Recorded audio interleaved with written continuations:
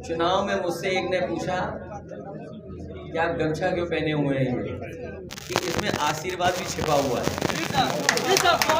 UP में जो है आपके गले का गुलाबी गमछा जो ट्रेंड कर रहा है, कुछ पदाधिकारियों ने पूछा इस गमछे का क्या रहस्य है? देखिए, दो रहस्य बता दो फिर अपनी बात खत्म कर दो। चुनाव में मुझसे एक ने पूछा कि आप गमछा क्यों पहने हुए हैं, और दूसरा उन्होंने कहा इतनी गर्मी है उसमें सदरी क्यों पहने हुए। तो मैंने उन साथी से कहा कि कभी कूलर देखा है आपने? कूलर को देखते होंगे आप, एक जाली लगी रहती है, उसमें पानी डाला जाता है और उसके बाद पंखा चलता है तो ठंडी ठंडी हवा आती है। तो मैंने कहा चुनाव में जैसे ही मैं घर से निकलता हूँ हमारे पूरे कपड़े भीग जाते हैं, फिर पूरे चुनाव में जो हवा चलती है तो ठंडी ठंडी हवा खाता जाता हूँ। और गमछे का राज ये है कि इसमें आशीर्वाद भी छिपा हुआ है, और बहुत से साधु संतों क्योंकि लाल रंग ही बहुत करीब है इसलिए आशीर्वाद है, और फिर ये कहीं ना कहीं जुड़ाव पैदा करता है हमारे सीधे हमारे गांव गरीब लोगों से। और दूसरा, इतनी गर्मी में चुनाव था, इतना धूल धक्कर चुनाव में था, तो जहाँ आशीर्वाद था वहाँ धूल धक्कर से और पसीने से बचने के लिए गमछा काम आ रहा। अब ये ड्रेस का हिस्सा हो गया है।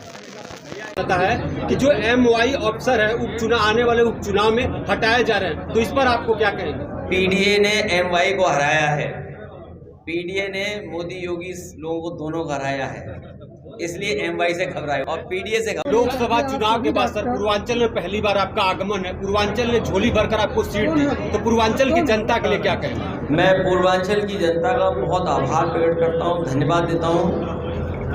पूर्वांचल की जनता जहाँ राजनीतिक सूझबूझ के साथ फैसला उन्होंने लिया, वहीं पूर्वांचल की जनता से समाजवादियों का बहुत भावनात्मक रिश्ता रहा है, और आजमगढ़ से बेहद भावनात्मक रिश्ता समाजवादियों का हमेशा रहा है।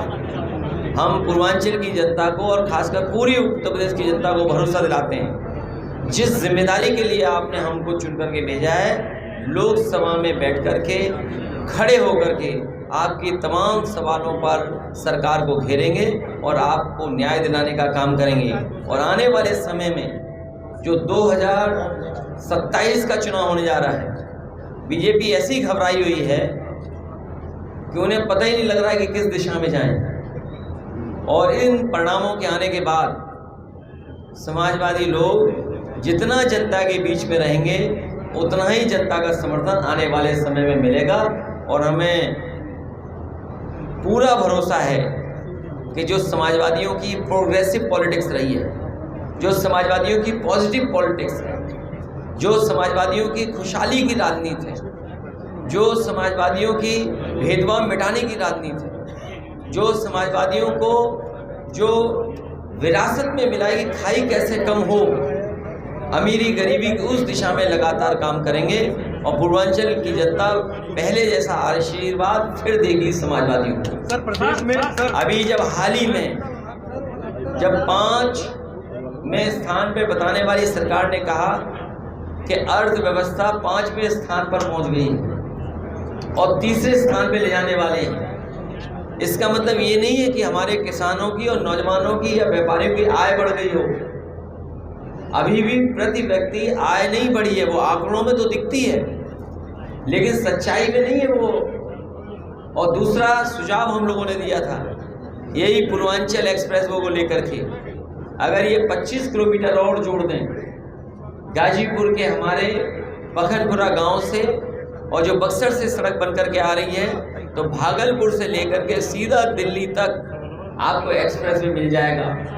और इसी एक्सप्रेस वे किनारे जब मंडियां बन जाएंगी, जो हमारे योजना थी जिसको आधा अधूरा बीजेपी ने छोड़ दिया है, हम पूर्वांचल की जनता को भरोसा दिलाते हैं कि समाजवादियों की सरकार बनाइए, इस सड़क के किनारे नौकरी, रोजगार और किसानों को सुविधा देने का काम।